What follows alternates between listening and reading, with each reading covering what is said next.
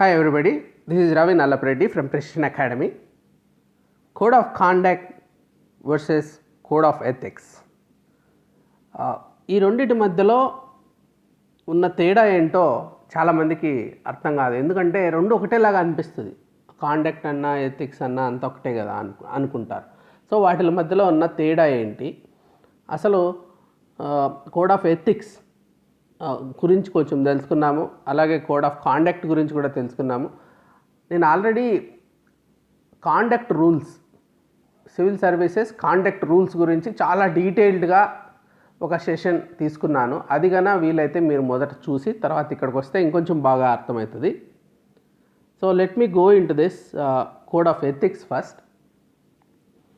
First ఒక definition తీసుకున్నాము. Second ARC ఏది చెప్పినా ఈ అడ్మినిస్ట్రేషన్ సంబంధించి సెకండ్ ఏఆర్సి బెస్ట్ రిపోర్ట్ ఇది. A code of ethics would cover broad guiding principles of good behaviour and governance. Code of ethics అనేది broad guiding principles అన్నమాట అది. అయితే while a more specific code of conduct should in a precise and unambiguous manner stipulate a list of acceptable and unacceptable behavior and actions. Code of conduct విషయానికి వస్తే ఇది చెయ్యొచ్చు, ఇది చెయ్యకూడదు, ఇలాగే ఉండాలి, చాలా స్పెసిఫిక్స్ ఉండాలన్నమాట. అలాంటి కోడ్ ఆఫ్ కాండక్ట్ ఒక గైడింగ్ ప్రిన్సిపల్స్, ఇలాంటి ఎథిక్స్ ఆ రెండు ఉండాలి అని చెప్పి సెకండ్ ఇయర్స్లో చెప్పారు. అందుకు కోడ్ ఆఫ్ ఎథిక్స్ అంటే ఏంటి? A code of ethics document may shape the mission and values of the business or organization or even government. How professionals attempt to resolve problems, the ethical principles based on the organization's core values and the standards to which the professional will be held. అంటే వాళ్ళ యొక్క విలువలు, వాటిల్లో core values అన్నమాట, వాటిలో ముఖ్యమైన విలువలు, మరి స్టాండర్డ్స్, ఇవన్నీ ఎలా ఏవి ఉన్నాయి మన దగ్గర ఆర్గనైజేషన్కు, ఈ ప్రభుత్వానికి అనేది క్లియర్గా ఎక్స్ప్లెయిన్ చేస్తే అది కోడ్ ఆఫ్ ఎథిక్స్ అవుతుంది. ఎందుకు ఈ కోడ్ ఆఫ్ ఎథిక్స్, ఈ ఎథిక్స్ కోడ్ ఎందుకు ఉండాలి మనకి అంటే సంతానం కమిటీ చెప్పింది. ఏమని చెప్పింది? సంతానం కమిటీ 1964లో, for a country like India, development of her material resources and raising the standards of life of all classes are indeed imperative. అందరూ అభివృద్ధి చెందడం, సమ్మిళిత అభివృద్ధి చెందడం అనేది చాలా అవసరం. At the same time the deterioration in the standards of public life, ఇవి విలువలు పతనం కావడం, హ్యాస్ టు బి అరెస్టెడ్, జరుగుతుంది. దాన్ని అరెస్టెడ్ అంటే జైల్లో పెట్టడం కాదు, వాళ్ళది తగ్గించాలి అన్నట్టు, ఆ విలువల పతనాన్ని ఆపాలి. Ways and means have to be found to ensure that idealism, patriotism, ఈ రెండు ఈ మధ్య వినపడట్లే. ఎంతసేపు అయినా కానీ సెల్ఫ్ అనేదే ఎక్కువ ప్రామినెంట్ అన్నమాట. They have the proper place in the ambition of our youth. ఏమయ్యా నువ్వు ఏం చేయాలనుకుంటున్నావు అంటే, ఏదో అమెరికాలో సెటిల్ కావాలనుకుంటున్నా, లేకుంటే ఇంకా ఏదో సంపాదించుకోవాలనుకుంటున్నా కాకుండా పేట్రియాటిజం, ఐడియలిజం, ఇవి చాలా ముఖ్యమైనటివి. యూత్లో ఇవి ఉండాలి అంటున్నాడు. The lakh of moral earnestness, which has been a conspicuous feature of recent years, is perhaps the greatest single factor which hampers the growth of strong traditions of integrity and efficiency. So ఇక్కడ ఏమైపోతుంది? Lack of moral earnestness. So మోరల్గా ఒక రకమైన drive కావట్లేదు అనమాట life. Conspicuous feature of recent years అయిపోయింది. Greatest single factor అది, దానివల్ల చాలా ప్రాబ్లం అవుతుంది అని చెప్తున్నాడు. So I'm happy at least civil services లేకుంటే గ్రూప్ 1 గవర్నమెంట్ జాబ్స్ ప్రిపేర్ అయ్యే వాళ్ళు చాలామందిని నేను చూస్తుంటాను. వాళ్ళకి మంచి ఆపర్చునిటీస్ వచ్చిన ప్రైవేట్ సెక్టార్లో ఇప్పుడు ₹1,00,000 నెలకి 2,00,000 సంపాదించే వాళ్ళు కూడా మళ్ళీ గ్రూప్ 1 రాస్తున్నారు, ఈవెన్ గ్రూప్ 2 కూడా రాస్తున్నారు. దీన్ని బట్టి నాకు అర్థమైంది ఏమంటే శాలరీస్ని ఫోర్గో చేసి సర్వీస్ కోసం వస్తున్న యూత్ ఇంకా ఉన్నారు. That's a real good thing. ఇప్పుడు ప్రిన్సిపల్స్ ఏమన్నాయి ఈ కోడ్ ఆఫ్ ఎథిక్స్, కానీ అందరూ ఇట్లా లేరు. కొంతమంది మంచి యూత్ ఉన్నారు, మంచి కోసం అని చెప్పి గవర్నమెంట్ సర్వీసెస్కి వచ్చి చేయాలనే వాళ్ళు. అలాంటి వాళ్ళు యూత్ తక్కువ ఉన్నారనమాట. చాలా మెజారిటీ ఇంజనీరింగ్ కాలేజ్లో ప్లేస్మెంట్ రావడం వెళ్ళిపోవడం చూస్తున్నాం. కొంతమంది మాత్రమే ప్లేస్మెంట్స్ వచ్చినా ఇక్కడికి వస్తున్నారనమాట. ఈ కోడ్ ఆఫ్ ఎథిక్స్కి సంబంధించి కొన్ని ప్రిన్సిపల్స్ 5 ప్రిన్సిపల్స్ చెప్తాను. ఒకటి integrity. Be straightforward, honest. చాలా ముఖ్యం. 60% ఆఫ్ ఎఫిషియన్సీ ఈజ్ ఇంటెగ్రిటీ. నీకు ఎప్పుడైతే హానెస్ట్ ఉంటావో ఇంకా చాలా, ఒక్కటే చాలు. ఇంటెగ్రిటీ ఉంది అంటే పని పద్ధతిగా అవుతుంది గవర్నమెంట్ ఆఫీసుల్లో. స్ట్రైట్ ఫార్వర్డ్ అండ్ హానెస్ట్ ఉండాలి. తర్వాత ఆబ్జెక్టివిటీ, అంటే బయాస్ ఉండకూడదు. ఆబ్జెక్టివిటీ అంటే ఒక్కొక్కసారి ఒక్కొక్క రకంగా మనము ఆ రూల్ని ఇంటర్ప్రెట్ చేసినామనుకో, ఇట్స్ బయాస్డ్ అనమాట. ఆబ్జెక్టివ్ కాదు అది. కాన్ఫ్లిక్ట్ ఆఫ్ ఇంట్రెస్ట్లు ఉండకూడదు. అంటే మనకు ఒక పర్సనల్ ఇంట్రెస్ట్ ఉంటుంది, ఆ ప్రొఫెషన్లో మన ఎక్స్పెక్టెడ్ బిహేవియర్ ఇంకొక రకంగా ఉంటుంది. Unnecessary influence of others to supersede professional, business, administrative judgements. ఎవరో ఒకరి ఇన్ఫ్లుయెన్స్, ఏదో భార్య చెప్తుంది, లేకుంటే ఎవరో ఒక పొలిటీషియన్ చెప్తాడు, లేకుంటే ఇంకొకరు ఎవరో చెప్తారో, ఆ రకంగా ఇన్ఫ్లుయెన్స్ అయిపోతారు. అప్పుడు ఆబ్జెక్టివిటీ ఉండదు. ఇంకా కూడా ప్రొఫెషనల్ కాంపిటెన్స్, ఇది మంచిది. ఉంటే ఇంతకుముందు కూడా ఒకసారి ఒక స్టేట్మెంట్ చెప్పాను, వాల్యూస్ వితౌట్ కాంపిటెన్స్ అది వేస్ట్. అలాగే knowledge, values without knowledge, knowledge without values అది డేంజరస్. సో కాంపిటెన్స్ అంటే ఇక్కడ నాలెడ్జ్ అనుకోండి. వాళ్ళకి మంచి నాలెడ్జ్ లేదు, అన్ని ఇంటెగ్రిటీ ఆబ్జెక్టివిటీ ఉన్నా కానీ ఏం లాభం.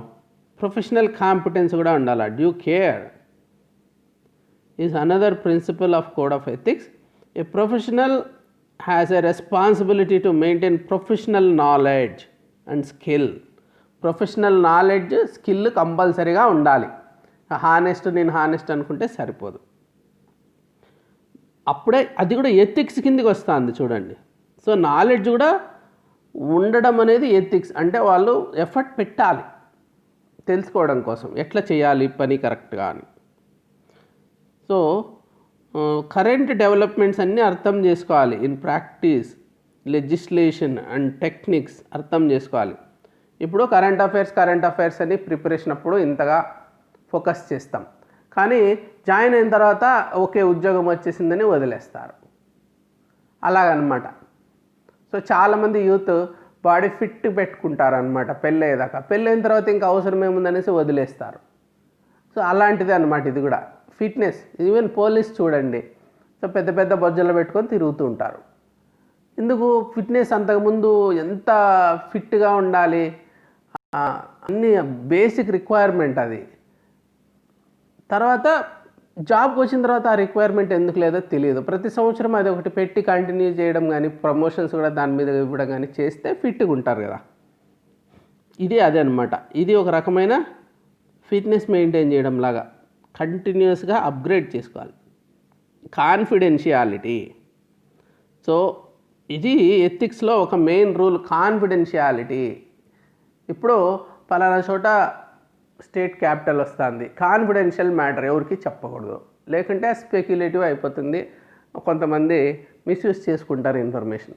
సో ఇన్ఫర్మేషన్ని షేర్ చేయ, లేకుంటే నువ్వు కంట్రీ సీక్రెట్స్ ఉంటాయి, ఎనీథింగ్ కాన్ఫిడెన్షియాలిటీ మెయింటైన్ చేయాలా బ్యూరోక్రాట్. అదొకటి. తర్వాత professional behaviour. A professional should obey the pertinent laws and regulations and should avoid any action that discredits the job. ఇప్పుడు ఎప్పుడైతే ఒక ఉన్నతమైన ప్రభుత్వ ఉద్యోగంలో ఉన్నప్పుడు దానికి సంబంధించినట్టు హుందాగా వ్యవహరించాలి. లేనప్పుడు ఆ స్థాయికి కానీ ఆ ప్రభుత్వానికి కానీ చెడ్డ పేరు వచ్చే అవకాశం ఉంది. ఇంకా పబ్లిక్ సర్వీస్ వాల్యూస్ ఏంటవి? So as per chapter 3 of the draft public services bill 2007, public services and the public servants shall be guided by the following values. ఒక 4 వాల్యూస్ చెప్తున్నాడు. Patriotism, upholding national pride. ఇది మామూలుగా values అన్నప్పుడు మనం ఏదో truth, non violence ఇట్లాంటివే చెప్పుకుంటామన్నమాట, empathy. కానీ ఈ public సర్వీస్లో అనేసరికి పేట్రియాటిజం కూడా ఇంపార్టెంట్ అని చెప్పారు. What is patriotism? మళ్ళీ నేను దాని గురించి ఇంకొంచెం డీటెయిల్గా డిస్కస్ చేస్తాను నెక్స్ట్. అలిజియన్స్ to constitution. అలిజియన్స్ అంటే దాని రాజ్యాంగం మీద నిబద్ధత కలిగి ఉండడము, దాన్ని పాటించడము. లాస్ ఆఫ్ ది నేషన్ అంటే ప్రభుత్వం యొక్క చట్టాలన్నిటినీ పాటించాలి, రాజ్యాంగాన్ని గౌరవించాలి. ఆబ్జెక్టివిటీ, గౌరవించడం అంటే దండలేసి పూజలు చేయడం కాదు, పాటించడం. Objectivity, impartiality, honesty, diligence, courtesy, transparency, ఇవన్నీ కూడా వాల్యూస్ చెప్పారనమాట పబ్లిక్ సర్వీసెస్ బిల్లో. ఆబ్జెక్టివిటీ, బయాస్ లేకుండా ఉండడము. ఇంపార్షియాలిటీ అంటే దాదాపు అదే మీనింగ్. హానెస్టీ, నిజాయితీగా ఉండడము. డూ డెలిజెన్స్ అంటే వాళ్ళు చాలా ప్రొఫెషనల్గా దాన్ని అసెస్ చేసి ప్రోస్ అండ్ కాన్స్ ఒక డెసిషన్ తీసుకోవడం. కర్టసీ చాలా అవసరం. ఇది public are the masters, not the servants. ఈ గవర్నమెంట్ ఎంప్లాయీస్కి పబ్లిక్ని వాళ్ళ యొక్క బాస్లో మాస్టర్స్ లాగా చూడాలి తప్పించి వాళ్ళు ఏదో వాళ్ళకు నా దగ్గరికి పని కోసం వచ్చారు, నా ఇష్టం వస్తే చేస్తా లేకుంటే లేదని బిహేవ్ చేయకూడదు. ట్రాన్స్పరెన్సీ, అన్నీ పబ్లిక్ దగ్గర ట్రాన్స్పరెన్సీ ఏంటి? దే ఆర్ ది మాస్టర్స్, వాళ్ళ దగ్గర ట్రాన్స్పరెన్సీ ఉండాలి. మెయింటైన్ అబ్సల్యూట్ ఇంటెగ్రిటీ, చాలా ఇంపార్టెంట్ ఇది. చాలా అంటే చాలా అబ్సల్యూట్ ఇంటెగ్రిటీ మెయింటైన్ చేయాలి. తర్వాత పేట్రియాటిజం గురించి చెప్తాను నేను. What is patriotism? ఇది ఎలా ఉంటుందంటే, నేను కాకపోతే పేట్రియాటిక్, నేను పాకిస్తాన్ మీద యుద్ధాన్ని సపోర్ట్ చేస్తున్నాను, మిలిటరీని సపోర్ట్ చేస్తున్నాను అని కొంతమంది అనుకుంటారు. ఆ చైనా వస్తువులన్నీ బ్యాన్ చేసేయండి అని చెప్తే వాడు చాలా పేట్రియాటిక్గా ఫీల్ అవుతాడు. దానివల్ల లాభ నష్టాల గురించి ఎవరన్నా చర్చించారో లేకుంటే ఎందుగా ఇప్పుడు యుద్ధము అన్నామనుకో వాడు పేట్రియాటిక్ కాదనుకుంటారు. ఇలాంటివి జనరల్గా జరుగుతుంటాయి. ఎస్పెషలీ నేను చాలామందిని చూస్తుంటాను ఇలాగా పేట్రియాటిజం యొక్క నారో మీనింగ్ తీసుకునే వాళ్ళని. ఒకసారి ఒక ఫ్లైట్లో వెళ్తున్నా, ఒక అతనితో డిస్కషన్ నడుస్తుంది. హార్డ్ కోర్ రైటిస్ట్ లాగా ఉన్నాడు చూడబోతే. అతను అసలు పాకిస్తాన్ని లేకుంటే ఒక పర్టికులర్ రిలీజన్ని క్రిటిసైజ్ చేయడం అదే చాలా పేట్రియాటిక్గా ఫీల్ అయిపోతున్నాడు. నేను చెప్పాను, నేను సపోర్ట్ చేయను, కానీ ఐఎమ్ ఆల్సో పేట్రియాట్ అని. ఈ was not able to comprehend. Support చేయకుంటే ఎట్లా పేట్రియాట్ అవుతావు నువ్వు? ఇంకా డెఫినేషన్ ఆఫ్ పేట్రియాటిజం చూద్దాము. The quality of being patriotic, devotion and vigorous support of once own country. అంటే ఒక దేశం, మన దేశాన్ని మనం సపోర్ట్ చేయడం అంటే ఏంటి? ఇప్పుడు దానికంటే ముందు అసలు దేశం అంటే ఏంటి? మన కంట్రీని సపోర్ట్ చేయడం అంటే యుద్ధంలో మిలిటరీని సపోర్ట్ చేయడమేనా? ఇంకా ఏమైనా ఎక్స్ట్రా ఉందా? అంటే దానికి గురజాడ అప్పారావు గారు ఏమన్నారు దేశం అంటే అనేది చూద్దాం. దేశం అంటే మట్టి కాదోయ్, దేశం అంటే మనుషులోయ్. అంటే దేశం అంటే ఇప్పుడు ఆ గంగానది, హిమాలయాలు, మేరు పర్వతాలు, మరి లేకంటే ఈ ముందు జంబూద్వీపం అనబడే ఈ ప్రదేశము ఇది కాదు. ఇది కూడా. కానీ మట్టి ఉంది కదా ఇక్కడ, ఈ మట్టే దేశం అనుకుంటారు, ఈ ప్రదేశమే దేశం అనుకుంటారు. కాదు, ఇక్కడున్న ప్రజలు దేశం. People of the country is what is the country all about. అది గురుజాడ అప్పారావు గారు చెప్పారు. Sowing love and compassion to the people, that is patriotism. That's what I believe as patriotism. ఇక్కడున్న ప్రజలకి కంపాషన్ చూపించాలి, ఇక్కడున్న ప్రజల మీద ప్రేమ చూపించాలి, ఇక్కడున్న వాళ్ళకి సేవ చేయగలిగితే చెయ్యాలి. That is patriotism. ఇది చాలా తక్కువ మందికి అర్థమవుతుంది. ఎంతసేపు అయినా కానీ యుద్ధాలకు వెళ్తేనే పేట్రియాటిజం అనుకుంటారు. ఇంకా society. So respect my family and elders of the society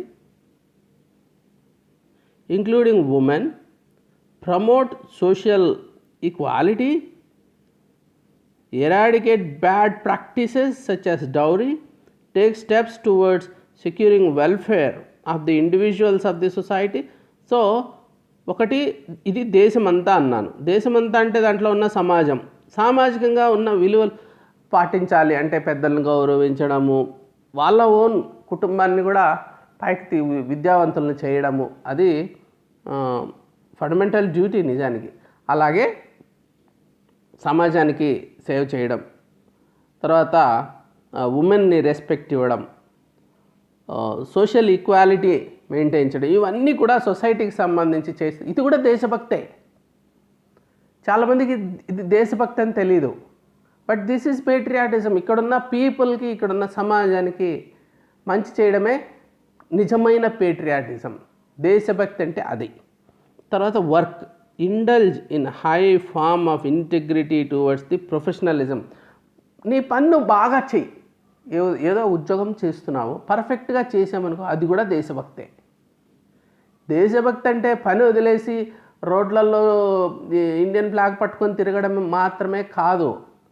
ఎప్పుడో అవసరం ఉన్నప్పుడు display of patriotism, respecting the flag is fine, కానీ ఉద్యోగం నిలుపుకొని కాదు. ఉద్యోగం చేసేది ఏదో పర్ఫెక్ట్గా చెయ్యి.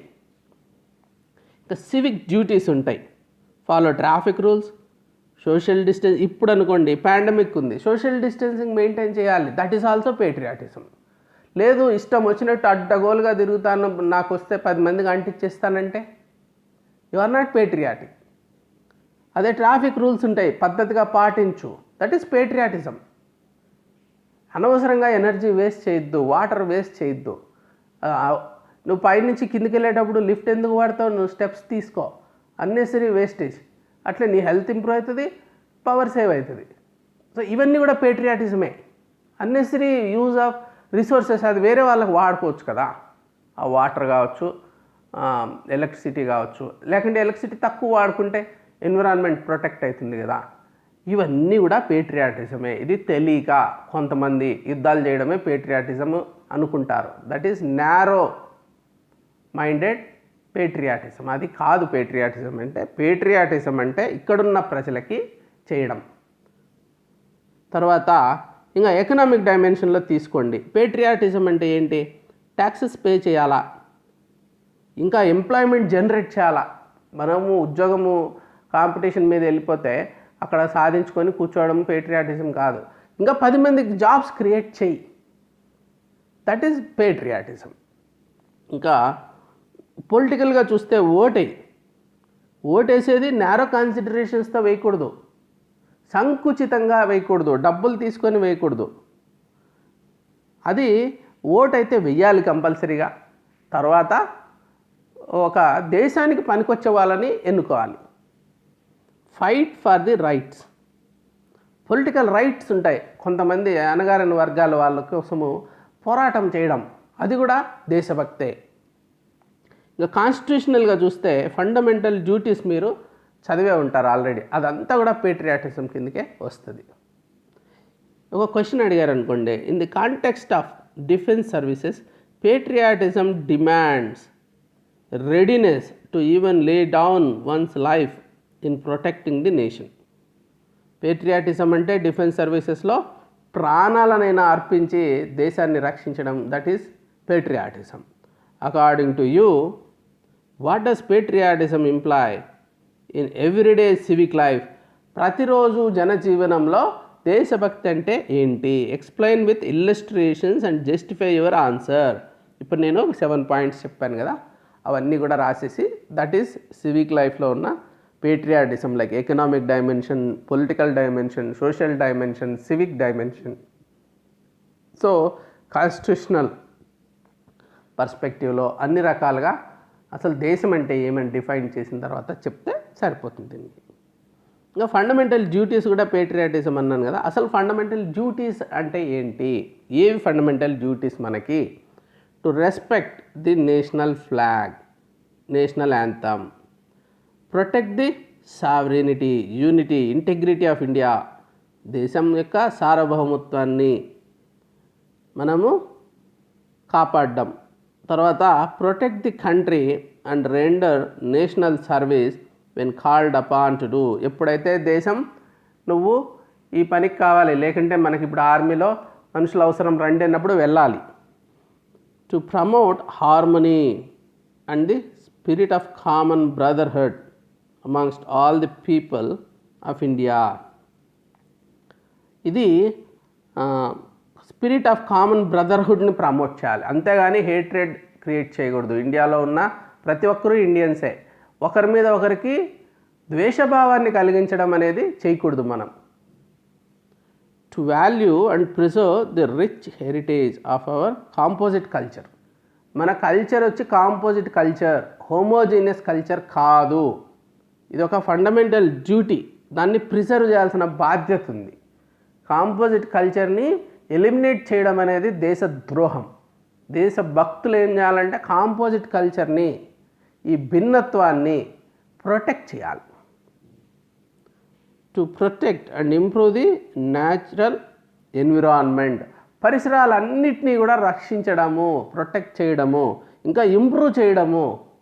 అడవులన్నీ కొట్టేసుకుంటా వెళ్ళిపోయేది కాదు, ఇంకా పెంచుకుంటా పోవాలా. ఇక్కడున్న బయోడైవర్సిటీ అవన్నీ కూడా డెవలప్ చేయాలి. To provide opportunities for education to his child. ఇది చూడండి, ఎవరి పిల్లల్ని వాళ్ళు బాగా చదివించుకోవడము అనేది కూడా అవసరమే, ఫండమెంటల్ డ్యూటీ. అది చాలామంది మర్చిపోతారు. మా పిల్లలకి మేము చేస్తే స్వార్థం కదా అనుకుంటారు. కాదు, దేశం కోసం మనము చేయాలి. అంతా అన్ఎడ్యుకేటెడ్ ఉంటే దేశం ఏమైపోవాలా? కాబట్టి బాగా బాగా చదివించాలి వాళ్ళని. టోటల్గా 11 ఉన్నాయి ఫండమెంటల్ డ్యూటీస్. ఇప్పుడు కోడ్ ఆఫ్ కాండక్ట్ గురించి చెప్తాను. ఇవంతా ఎథికల్, నేను చెప్పింది ఏమంటే జనరల్గా ఉంటాయి, ఎథికల్ డైరెక్షన్ ఇస్తాయి మనకి. ఇప్పుడు కాండక్ట్ గురించి public service code. So chapter 3 of draft public services bill 2007లో ఏమన్నారంటే, to discharge official duties with competence and accountability, care and diligence, responsibility, honesty, objectivity, impartiality, without discrimination and in accordance with the law. ఇదంతా మొత్తం ఒక సెంటెన్స్లో చెప్పేశారనమాట. వాళ్ళకు code of public services code. Ensure effective management, professional growth and leadership development, ఇవన్నీ కూడా ensure చేయాలి. Avoid misuse of official position ఎప్పుడు దుర్వినియోగం చేయకూడదు. తర్వాత ఇన్ఫర్మేషన్ అప్పుడు కూడా చాలా ప్రైవసీ అవసరం ఉన్న చోట మెయింటైన్ చేయాలి. Public money with utmost care and economy. So ఈ ఇన్ఫర్మేషన్ని బాగా మిస్యూజ్ చేసుకొని వాళ్ళ దగ్గర మాత్రమే ఉన్నదాన్ని వాడుకోవడం అవి చేయకూడదు. Function with the object that public services are to serve, public servants are to serve as instruments of good governance and to provide services for the betterment of the public at large. అందరికీ ఉపయోగపడేలాగా మనము పనిచేయాలా. So diversity of the నేషన్ని దృష్టిలో పెట్టుకోవాలి. Without discrimination లేకుండా caste, community, religion, gender, class, duty protecting the interest of poor, under privileged, weaker sections. ఈ words అన్నీ మీరు అన్నీ గుర్తుపెట్టుకోండి. ఈ డిస్క్రిమినేషన్, అగైనెస్ట్, ఈ కాన్స్టిట్యూషన్లో కూడా రాశారు. కాన్స్టిట్యూషన్లో చెప్పినటువన్నీ కూడా మనం పాటించాలి నిజానికి. సో రిపీటెడ్గా చెప్తున్నారు కాన్స్టిట్యూషన్లో డిస్క్రిమినేషన్ చేయకూడదు అని. అది ప్రభుత్వం ఎవరు చేయాలా, ఎవరు చేయకూడదు, అదంతా కూడా నీకు ప్రభుత్వ ఉద్యోగులే, వాళ్ళకి సంబంధించి అది అన్వయించుకోవాలి మనం. తర్వాత set of rules. Code of conduct అంటే సెట్ ఆఫ్ రూల్స్, ఈ రూల్ పాలించాలి. Standards, principles, values, outlining the expected behaviour, ఇదంతా కూడా కోడ్ ఆఫ్ కాండక్ట్ కిందకి వస్తుంది. Legally enforceable, which sets out the standards of behaviour expected of those working in the public service. ఇవి deviate అయినారంటే illegal అనమాట. అదే ఎథిక్స్ అంటే ఒక broad guidelines. These are design to prevent certain types of behaviours, కొన్ని రకాల బిహేవియర్స్ని, కొన్ని రకాల ప్రవర్తనల్ని ఆపడం. నేను కాండక్ట్ రూల్స్లో క్లియర్గా ఎక్స్ప్లెయిన్ చేశాను ఎలాంటివి చేయకూడదు అని ప్రవర్తనలు. సో అలాంటివి ఇక్కడ చెప్తున్నాడు. కాన్ఫ్లిక్ట్ ఆఫ్ ఇంట్రెస్ట్ ఉండకూడదు, సెల్ఫ్ డీలింగ్, తర్వాత బ్రైబరీ, ఇన్అప్రోప్రియేట్ యాక్షన్స్ అవన్నీ ఉండకూడదు. Code of conduct outlines specific behaviours that are required or prohibited as condition of ongoing employment. ఇప్పుడు డిఫరెన్సెస్ ఒక 5 చెప్తాను, ఇది గుర్తుపెట్టుకోండి. ఒక 5 differences, code of ethics versus code of, ఇలా డిఫరెన్షియేట్ చేస్తే క్లియర్గా అర్థమవుతుంది ఏం మాట్లాడుతున్నామో. ఎగ్జామ్లో కూడా చాలా ఇంపార్టెంట్ క్వశ్చన్ ఇది. What is the difference between code of ethics and code of conduct? Number 1. So code of ethics అనేది ది ప్రిన్సిపల్స్ గురించి. It includes core ethical values, principles and ideals of the organisation. Ideals, ఈ organisation యొక్క principle ఏంటి, ideal ఏంటి అనేది, ethical values, అవన్నీ ఆర్గనైజేషన్కి సంబంధించిన ఆ గైడ్లైన్స్. అదే కోడ్ ఆఫ్ కాండక్ట్ అనేసరికి ఇట్స్ ప్రాక్టీస్. సో అక్కడ ప్రిన్సిపల్స్, ఇక్కడ practice. It is directional document containing specific practices and behaviour. స్పెసిఫిక్గా ఇలా చేయాలి, ఇలా చేయకూడదు అనేది స్పెసిఫిక్గా చెప్పేదే కోడ్ ఆఫ్ కాండక్ట్. తర్వాత బ్రాడర్. కోడ్ ఆఫ్ ఎథిక్స్ అనేది చాలా broader in nature as compared to code of conduct. అదే ఇది కొంతవరకు నేరో, అంటే నేరో అంటే తప్పని కాదు, చాలా చాలా బ్రాడ్గా నువ్వు హానెస్ట్గా ఉండాలి అనేది ఒక బ్రాడ్ అయితే, నువ్వు ఇట్లా బ్రైబ్స్ తీసుకోకూడదు, స్పెసిఫిక్గా చెప్పడం అన్నమాట. జెనరిక్గా ఉంటుంది ethics, ethical code of ethics. Ethical standards are generic, are design to provide set of values for decision making. Decision మేకింగ్లో అవి మీరు గుర్తుపెట్టుకోవాలి. For example, employee should be straightforward and honest in all professional and business dealings. ఒక example చెప్తాను, అప్పుడే మీకు clarity వస్తుంది. ఇది ఒక ఎంప్లాయీస్ అందరూ కూడా స్ట్రైట్ ఫార్వర్డ్గా ఉండాలి, హానెస్ట్గా ఉండాలి అని చెప్తాడు. ఓకే, మేమంతా హానెస్టే అనుకుంటారు. అయితే ఇక్కడ క్లియర్గా డిఫరెన్స్ చెప్తారు. ఇప్పుడు స్పెసిఫిక్ వస్తాం. Conduct standards generally provide a fairly clear set of expectations. ఇక్కడ అదే ఎగ్జాంపుల్ తీసుకుంటే, class 1 officer shall not permit son or daughter to take employment with a company with which he has official dealings. ఇది should be honest అన్నాడు, అంతే. ఇక్కడికి వచ్చేసరికి స్పెసిఫిక్గా చెప్తున్నాడు ఏంటి హానెస్టీ అంటే. హానెస్ట్ అంటే డబ్బులు తీసుకోకపోవడమే కాదు, కొడుకెళ్ళి ఏ కంపెనీతో మనం డీల్ చేస్తున్నారో యాజ్ అన్ ఎంప్లాయీ, ఆ కంపెనీలో జాబ్లో జాయిన్ అయినాడంటే అది కూడా తప్పే అని చెప్పడం. అంటే ఇక్కడ అంత క్లారిటీతో లేదు కదా ఎథిక్స్లో. హానెస్ట్ అని వదిలేశారు, స్ట్రైట్ ఫార్వర్డ్ ఉండాలంటున్నారు, కానీ ఇది క్లియర్గా ఎక్స్ప్లెయిన్ చేస్తున్నాడు, ఇది చేయకూడదు, ఇది చేయొచ్చు అని. That is the difference. ఇంకా this code of ethics helps the judgements. It enables employees to make independent judgement about most appropriate course of action. ఏం చెయ్యాలి ఈ సమయంలో అన్నప్పుడు ఆ సిచ్యువేషన్కి సంబంధించి ఈ ఎథికల్ వాల్యూస్ని ఒకసారి దృష్టిలో పెట్టుకుంటే అప్పుడు ఒక అవగాహన వస్తుంది ఇట్లా చేయాలి అని. అదే కోడ్ ఆఫ్ కాండక్ట్కి వస్తే కాంప్లియన్స్ అనమాట. It enables employees to work in compliance with rules and actions guided by ఇక్కడ డెసిషన్స్ తీసుకోవడం కాదు, ఏది చేయకూడదు ఏది చేయాలో స్పెసిఫిక్గా ఉంటుంది అంతే. ఇక్కడ చెప్పులు వదిలేసేయండి ఇక్కడికి రండి అని రాసింటాడు అంతే, క్లియర్. అట్లా కాకుండా లోపల కొంచెం ఇది దేవాలయం కాబట్టి మీరు పవిత్రంగా ఉండండి అని చెప్తే అది ఎథిక్స్ అనుకోవచ్చు. ఇక్కడికి వచ్చేసరికి కాండక్ట్ అయిపోతుంది కదా. అట్లనే ఇది కూడా నో డీటెయిల్స్. ఇక్కడ ఏంటంటే ఎథిక్స్లో డీటెయిల్స్ ఉండవు. కోడ్ ఆఫ్ ఎథిక్స్లో particular rule of code of ethics might state that all employees will obey the law అంతే. అంతేగాని ఇక్కడ స్పెసిఫిక్ డీటెయిల్స్ ఉంటాయి. Code of conduct might list the several specific laws relevant to specific areas. ఈ particular law అని చెప్పేసి దాని details అన్నీ ఇస్తారు ఇక్కడ. That employees need to obey. And one more thing is, ఇది కోడ్ ఆఫ్ ఎథిక్స్ అనేది లీగలీ వ్యాలిడ్ అయిపోయి కోర్టుకి వెళ్ళిపోయి వాళ్ళ మీద అట్లా చేయడానికి కష్టం. అదే కోడ్ ఆఫ్ కాండక్ట్ అంటే వైలేట్ చేశారు, ఎస్ ఇట్స్ ఏ డీవియేషన్, లీగల్గా కూడా యాక్షన్ తీసుకుంటే ఛాన్స్ ఉంది కోడ్ ఆఫ్ కాండక్ట్ని వైలేట్ చేస్తే. So I thank you for joining this session. Please right down. నేను ఇప్పుడు చెప్పాను కదా ఈ పాయింట్స్ అన్ని, పేపర్ పెన్ తీసుకొని కోడ్ ఆఫ్ కాండక్ట్ అంటే ఏంటి, కోడ్ ఆఫ్ ఎథిక్స్ అంటే ఏంటి, వీటి మధ్యలో డిఫరెన్సెస్ 5 పాయింట్లు చెప్పాను, లాస్ట్లో ఇంకొక పాయింట్ కూడా చెప్పాను. సో ఇవన్నీ మీరు గుర్తొచ్చినటువన్నీ రాసేయండి ఇప్పుడే. మళ్ళీ ఎప్పుడో అంటే మళ్ళీ ఒకసారి వీడియో చూడాల్సి వస్తుంది, అంత టైం మనకు ఉండకపోవచ్చు. కాబట్టి ఇప్పుడే రాసేయండి, ఫ్రెష్గా మైండ్లో ఉంటుంది కాబట్టి మెజారిటీ వస్తుంది. డౌట్ వస్తే మళ్ళీ ఒకసారి చూసుకోండి. సో మీకు ఏమన్నా క్వశ్చన్స్ ఉంటే 81010101 405060 కాల్ చేయొచ్చు. 85 is my personal number. Don't call, please send a message.